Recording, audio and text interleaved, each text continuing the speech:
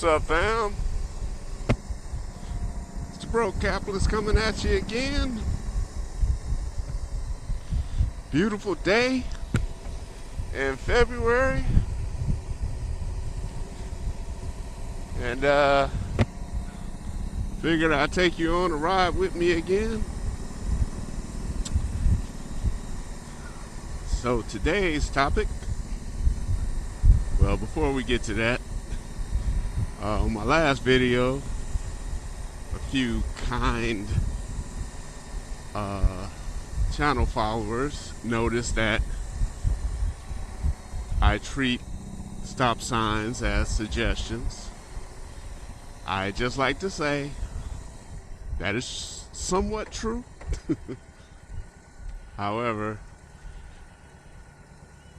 the camera makes it seem as if I'm going faster than I actually am. I definitely noticed that. I really don't know how to gauge that or deal with that.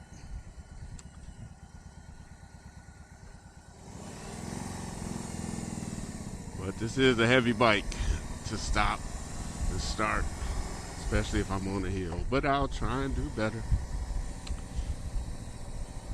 So I'm in a random neighborhood of affluence. Don't worry, we'll get to some of the downtrodden. Maybe not on this ride, but it's relevant nonetheless, because we're in the Democratic stronghold, and just to let you know, poor people don't donate to super PACs. But people in this area probably will, or at least have the means to. So these people are very influential when it comes to what policies get enacted, because the money behind the politician comes from neighborhoods like this. The emotional outrage may come from poor neighborhoods, but they can't move anything without money. You know, cash moves everything around me. Cream, get the money. Dollar bill, y'all. Well, I have a problem with a lot of these folks because, as I said, as I often say, they're very kind-hearted, and often very ignorant to the negative consequences of a lot of liberal policies. And they can afford to be ignorant, and they can afford to be kind-hearted, because the negative consequences of political democratic policies rarely touch them. The taxes gets raised, or the gas at the gas pump goes up a little bit, they may not notice it. Or if they do notice it, it's not enough to change their outlook on life, or to have them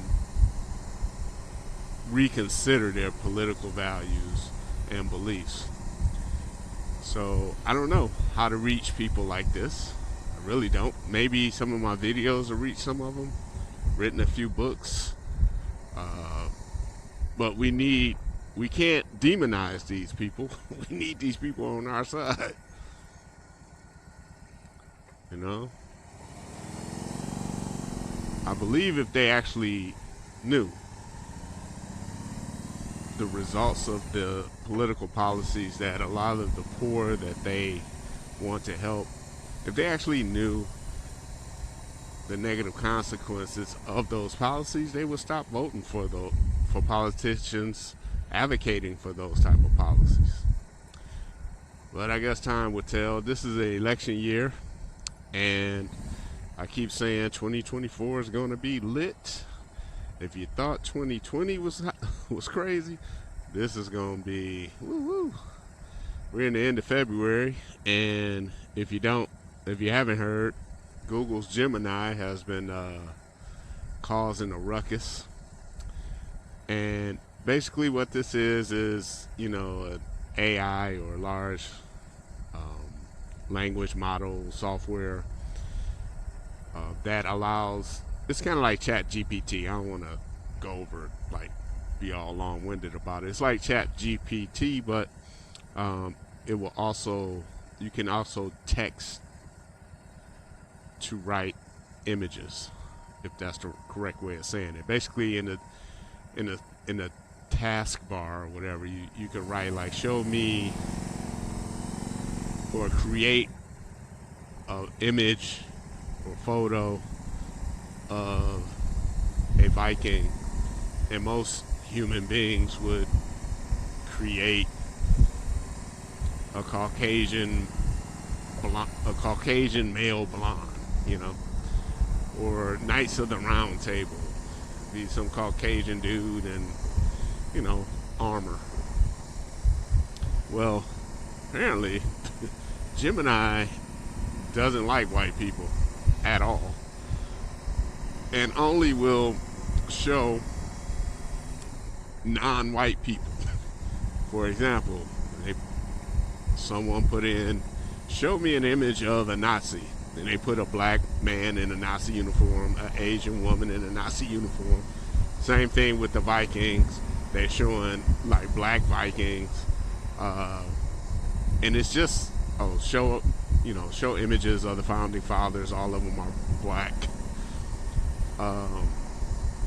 Now there are some African Americans who can be considered the founding fathers of this nation. Very few, but there are some. And the reason why some of you are like, what's he talking about, is because we don't learn about them in history. And here's the problem with Google's Gemini.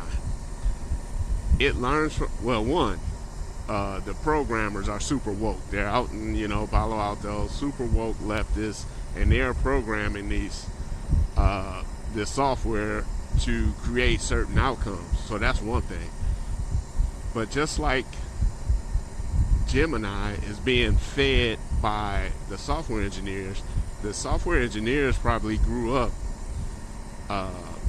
post-internet, right? So a lot of their knowledge came from the internet, the programmers. And if it's not the internet in general, it's social media in particular, and the indoctrination of students at universities and high schools, especially out here in California. So I'll give you a great example that someone pointed out to me, and I've stated on this channel a couple of times. If you can find an old dictionary, like from the 1960s, 1950s or older, and look up the definition for the word inflation, and the monetary definition of inflation is simply an increase in the money supply. But I don't know when it changed, but maybe clearly post 1980 anyway. The definition for inflation has basically become the result of inflation, meaning inflation is the rise in cost.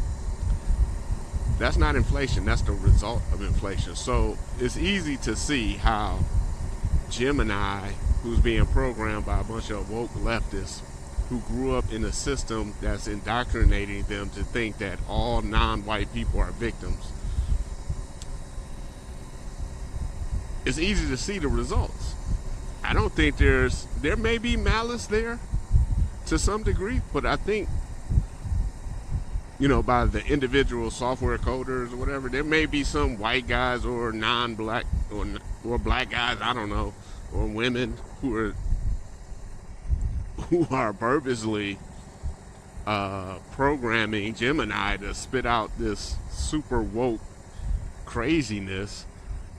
But I believe it's a combination of the indoctrination of leftist ideology, woke progressive ideology, plus recent history. So, like I always say, when I do my research for my historical fiction books, I go to books, I utilize books that was written during the period I'm writing about. And you often find a lot of discrepancies between what actually happened then and what was written about then 100 years later. So that's one topic.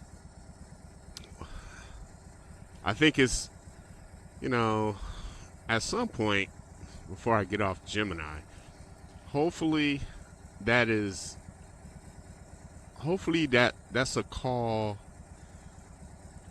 or huge red flags to people we call the normies to say, hey, wait a minute, stop, hold up, what's going on? Because I'm telling you, the people around me right here at this light, they probably don't know, right? I mean, they just don't know. And by the time they find out, it'll be too late. I just wanted to remind you guys to check out thebrokecapitalist.com. You'll find some awesome books there, including a historical fantasy fiction series that I star in, called Ideas in Blood.